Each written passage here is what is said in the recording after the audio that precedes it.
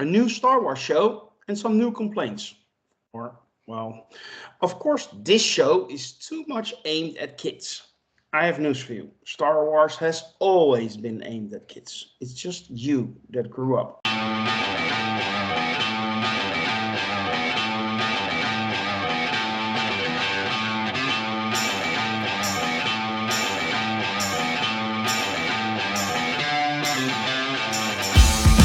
This is the review of Champions, and I'm your host, Grandmaster. With me is a powerful panel made up of the finest champions Sakar has to offer. Let me introduce them to you. First up, voice only, back from the dead, Death. Lord Deathman, how are you?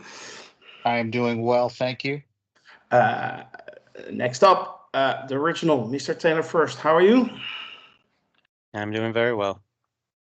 And last but certainly not least, pretty boy, Merv. How are you? You're the first person to ever call me that. Yeah, well, I'm well, trying to stay warm. That's all. Oh, that's good. That's good.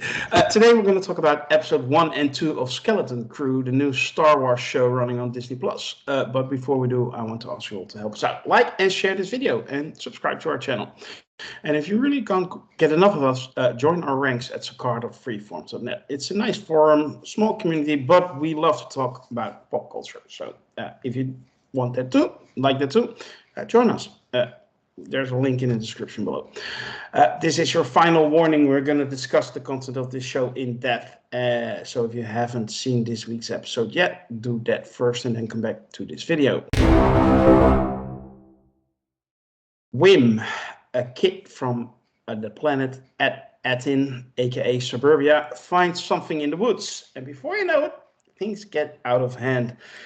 And, well, I'm just going to throw it out there. Taylor, is this show aimed too much at kids? No, Okay. It's aimed right where Star Wars always aims, pretty much.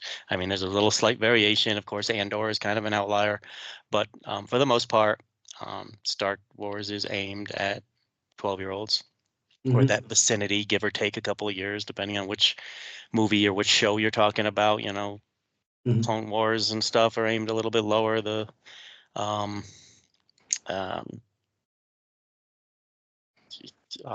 Phantom Menace, of course, was about a kid even younger than the kids in this show.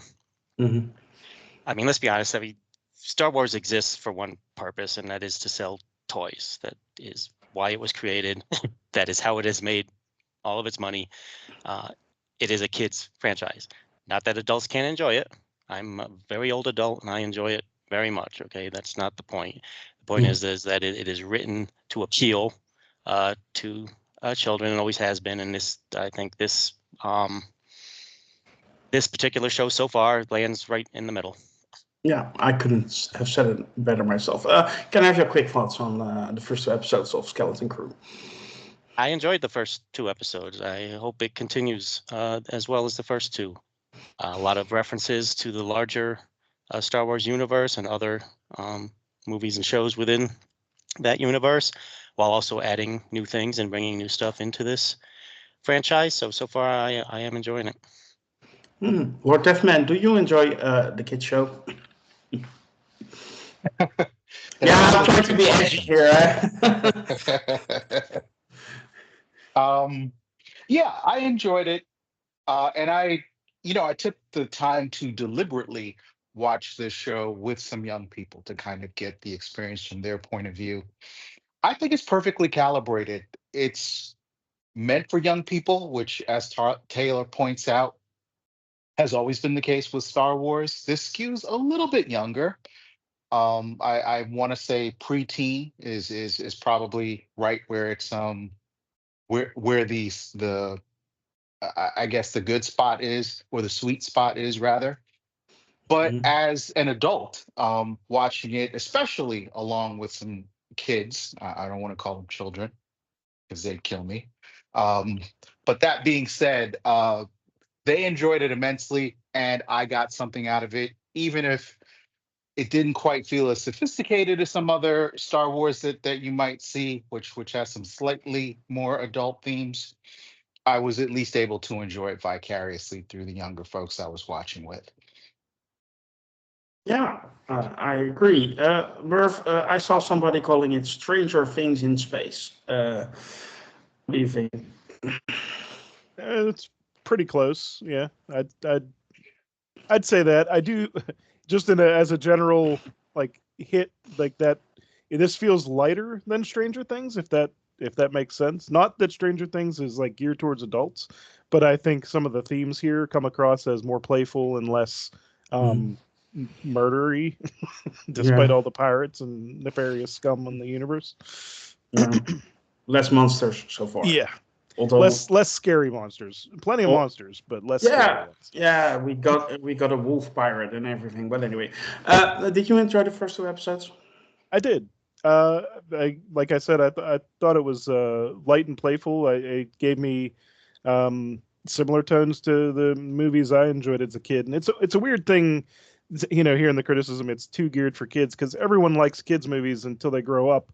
But then most people still like the kids movies that they watched when they were kids.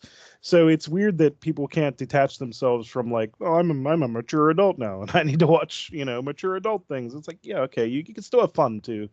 In watching these, rapscallions get into some misfit adventures and now they're on the whole other side of the universe, like I'm here for it. It's a fun escapist, series right Mhm. now. It's good. I like it.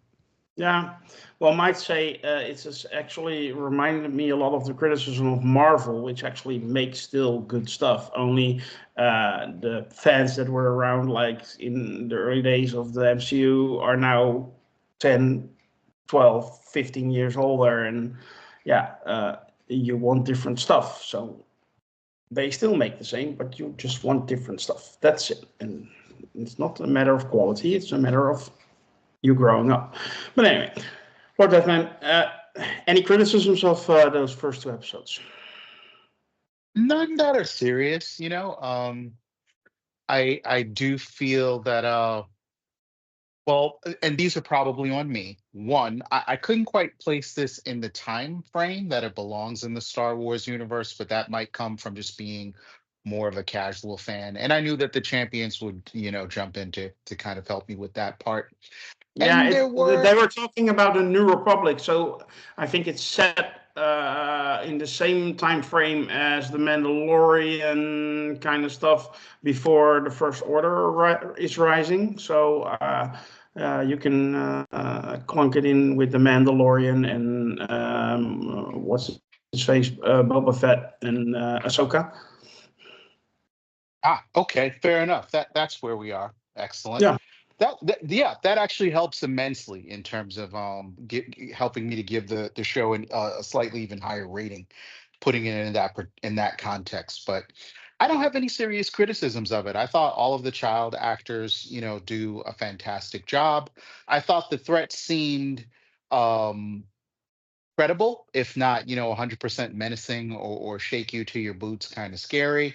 I like the scenario. It's simple enough, this so slightly above a Saturday morning cartoon, but again, probably below, anything that you might catch on Disney Plus in terms of the other shows they've put out in the past. So not a lot of serious. It's a totally credible production to me. I'm not going to say it's the greatest thing I've ever seen, but it's one of those things where in all honesty I probably will watch it, but it'll be like a multitasking show where you might have the iPad pad out, or you could be doing something in the Mhm, background and just waiting for those loud sort of beats to bring you back to the story. mhm. Yeah. Any particular highlights?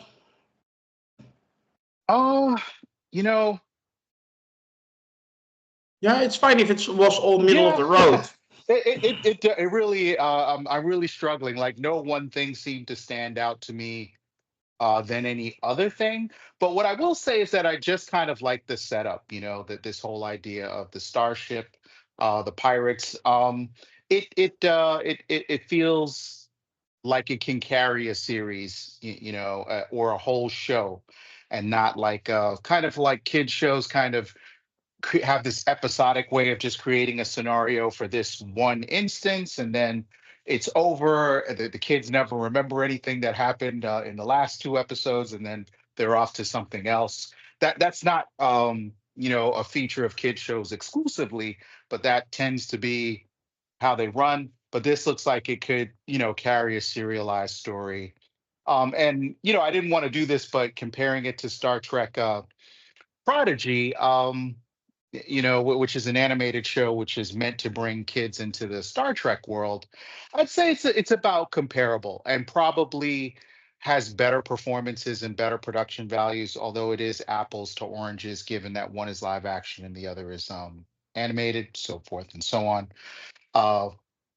But yeah, I would say what stood out to me is that they have a very interesting and intriguing premise, and I think I'm going to be following the show just based on that. Well, fair enough. Merv, any hard criticisms out of your seat of joy because you saw what you saw on the screen, or was it just middle of the road, just like for Lord Deathman? I mean, so I don't have any harsh criticisms, but I do have. I had some mixed feelings coming in because the opening scene of the first episode hooked me right away when I realized these were like space pirates, and there's a big action sequence, and you get to see a werewolf wielding 2 blasters, and that's just fun for everyone. Like, I don't care what age you are.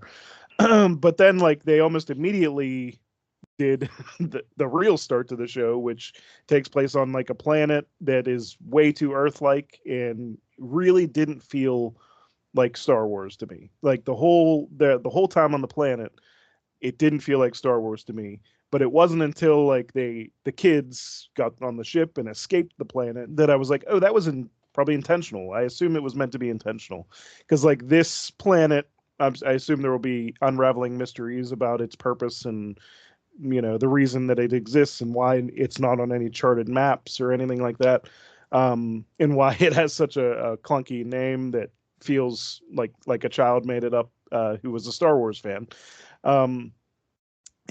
I assume we'll follow all that through this series, but as the episode was unraveling, I found myself thinking, this doesn't feel like Star Wars to me throughout the majority of the first episode, and then I can't remember where it split, but whatever time they were on that planet. But once we got around to the pirate space station or whatever that was, it did start to feel like Star Wars. So it distinctly had like a different vibe to me once they got to that point. Not that it was better or worse, but I was like, okay, that felt intentionally misleading almost, or whatever you want to call it. So I guess I'll call that a mild negative, but I don't, again, like in hindsight, it's probably just that's the way it was supposed to be. As far as positives go, again, I like the eclectic group of kids, that you got all your like almost stereotypes there. It feels very mixed. None of the kids feel the same to each other in appearance or just attitude and things like that. I really like SM-33. I mean, it's a running thing with droids and bounty hunters. I mean, I love them. I feel like a lot of people do, and I feel like they never miss with a droid. And SM-33 almost immediately like intrigued me. And then whenever you get to see him in action, I thought he was great.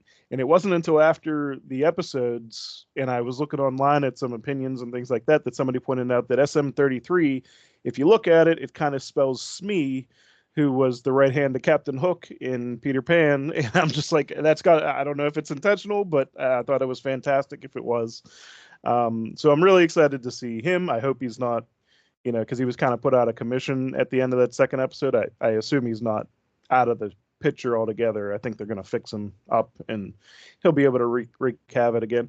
And all the pirate aliens, they were all fun and cool. And I don't know. It's just these 2 episodes really feel like just a light, adventurous, like you're seeing this through the prism of children who are lost in space, essentially.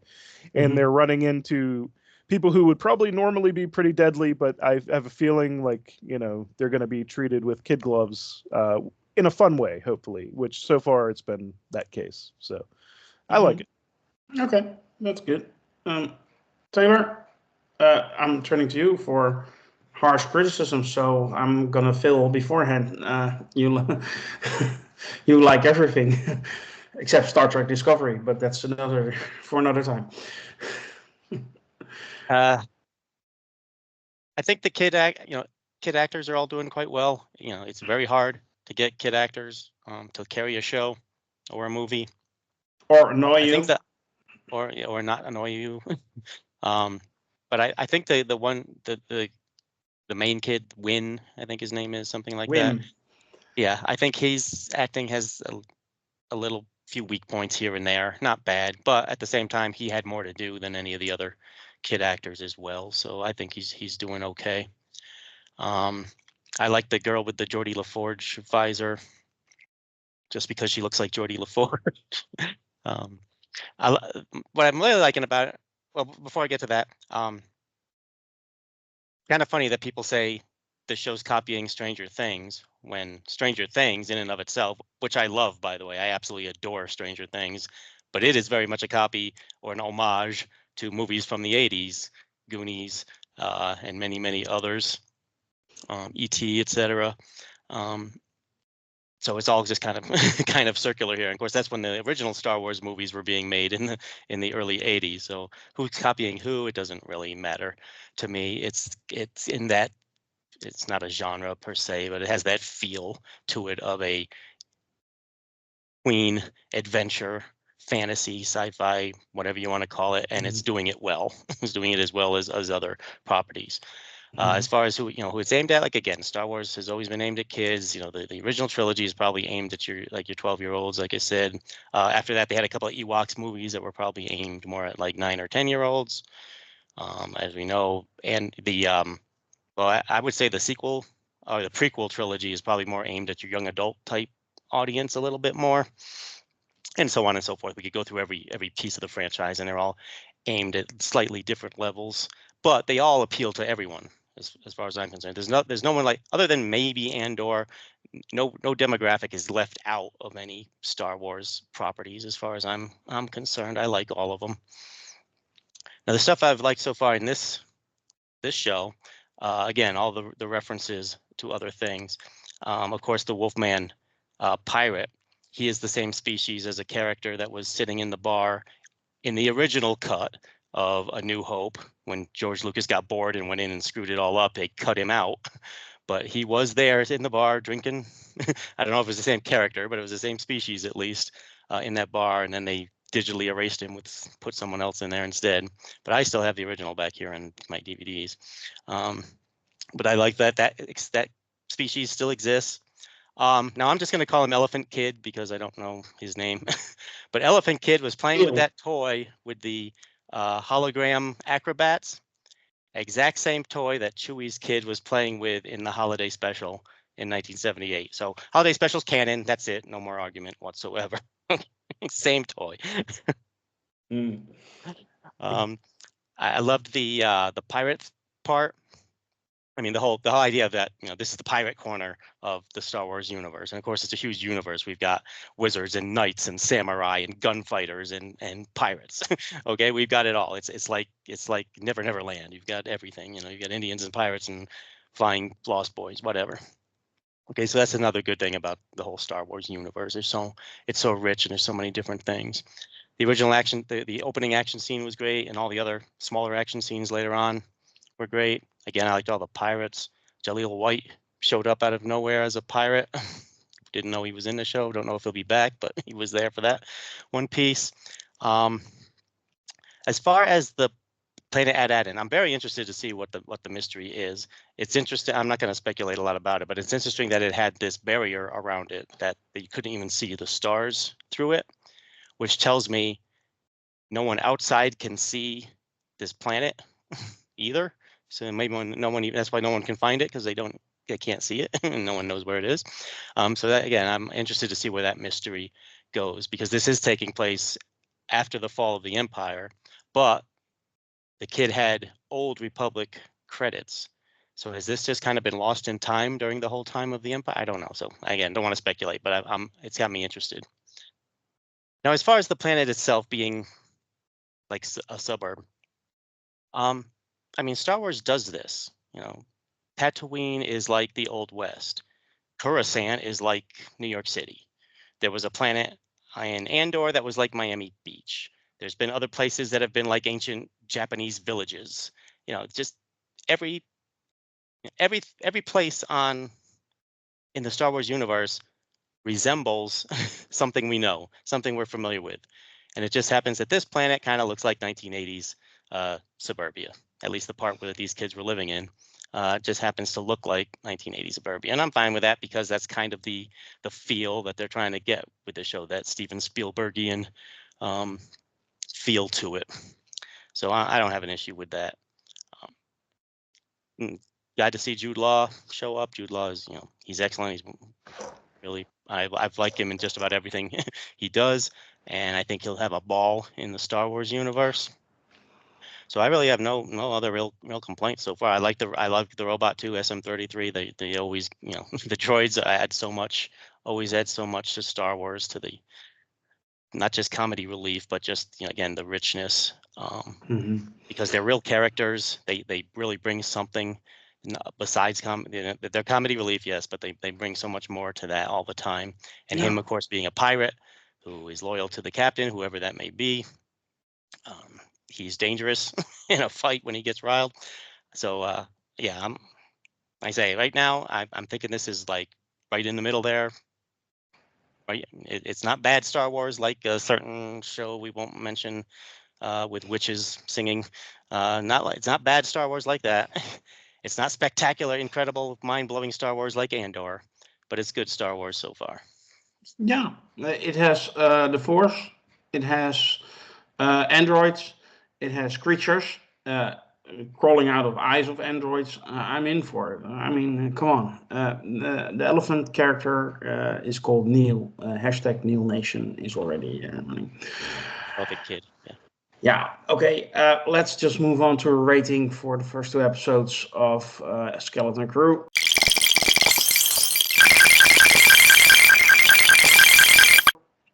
And I'm gonna start with you, Merv. But I have a little question for you. You like bounty hunters, you like androids, so IG-11 must be your favorite Star Wars character ever. I don't know if I've ever thought about who my favorite Star Wars character ever is. That's going to take some time. That's not a little question. It doesn't feel like it. Well, since IG-11 is an android bounty hunter. Who is a bounty hunter. I do really like IG-11. But that's something I'd have to think about. Okay, well. You've intrigued me. Okay, well, we'll come back to that later in this series then. You have until somewhere mid-January, I think. But can I have your rating for the first 2 episodes of Skeleton Crew? If you say, well, the first one is a different number than the second one, you're allowed. Just because I watched them back to back, they blend together. So I'll just give them both a nice, cool 8. I like where this is starting, and hopefully it heads in a nice, adventurous place. On the board, I've compared it to stuff like the Goonies already. So if it keeps that vibe, I'll really enjoy it. Taylor? Yeah, again, it's got the vibe of the Goonies and Monster Squad and E.T. and Indiana Jones and the Kingdom of the Crystal Skull and whatever. Actually, not Kingdom of the Crystal Skull. Yeah, of all the movies you could mention. The original trilogy, Indiana Jones. Kingdom of the Crystal Skull, a little bit different. But and it's doing it well. And that's the thing. That's the vibe they went for, and it's the vibe they've achieved. And they're keeping it very Star Wars, so I'm giving it 9 out of 10. Oh, well, that's fair. Lord Deathman, what's your number? Yeah, I think both episodes get a solid 7. Great mystery, great setup, nice performances from the kids. Easily readable action that you don't need to be looking for Easter eggs every 5 seconds. And I think they picked a great way to sort of end off the year by picking non-controversial Star Wars to sort of let us go into 2025 with. And kudos for Jude Law being savvy enough to find a way into a Star Wars-sized paycheck without having to deal with any of the BS that comes with it. Apparently, we are making history today because we have Lord Deathman praising kid actors and saying there's non-controversial Star Wars out there. Well, 2 for 2 people. I'm gonna go with you. I agree with you, Lord Deathman. a solid 7 out of 10. Nothing spectacular, nothing bad. I enjoyed it, and it was fun to watch, and I hope this continues, and it's a very serviceable, very fun show to follow, and I'm intrigued, certainly. That will conclude this week's review of Champions for episode 1 and 2 of Skeleton Crew. We hope you have enjoyed our discussion today. If you did, you can help us out. Like and share this review and subscribe to our YouTube channel. And if you really want more of us, click on the link in the description below and join our forum at succar.freeforms.net. We would love it if you do that. Next week, we will discuss episode 3. And don't forget to check out our latest episode of the Structure Project. It's out there. We have some major plans coming in 2025. We'll disclose that later. So hit that subscribe button and enjoy our content. For now, I want to thank you all, also on behalf of our champions, and wish the force to be with you always. Bye.